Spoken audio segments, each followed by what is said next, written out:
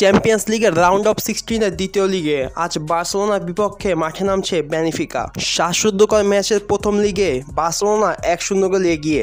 Score sheet দেখে বোঝার উপায় নেই ম্যাচটি কিরকম হয়েছিল।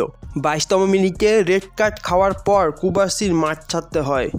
এরপর যেন হস্তমুখ অবস্থা। 10 জন প্লেয়ারের এই বার্সেলোনা 11 জনের সামনে যেন বাঘে বিড়ালের খেলা হচ্ছিল।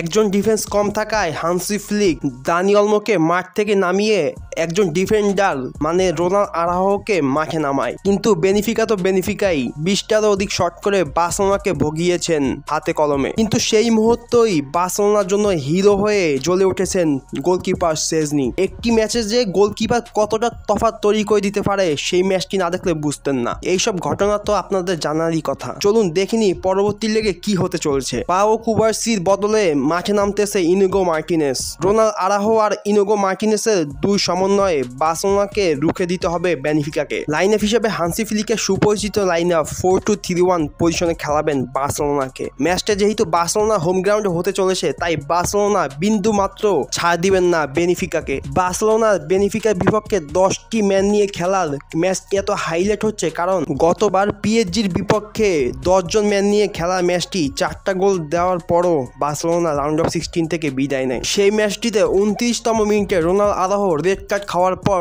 বার্সেলোনা এলোমেলো হয়ে যায়। ডিফেন্ডার কম থাকার কারণে বার্সেলোনা 4টি গোলে এগিয়ে থাকার পরও বার্সেলোনা শেষমেশ 6টি গোল খেয়ে চ্যাম্পিয়ন্স লিগ থেকে ছিটকে যায়। গতবারের দুঃস্বপ্নময় ম্যাচটি আর এই ম্যাচটির সাথে পার্থক্য শুধু একটাই, রাফিনহার বদৌলতে 62 মিনিটে একক কৃতিত্বে গোলটা দিয়ে বার্সেলোনাকে উদ্ধার করে চ্যাম্পিয়ন্স লিগ থেকে। বার্সেলোনার মিডফিল্ডে জাভি, পেদ্রি, দানি অলমোর মতো ইয়াংস্টার প্লেয়ার বর্তমানে বার্সেলোনা ডমিনেটিং করে খেলছে।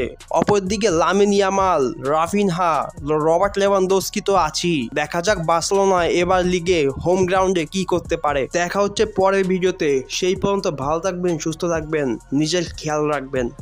আসসালামু আলাইকুম।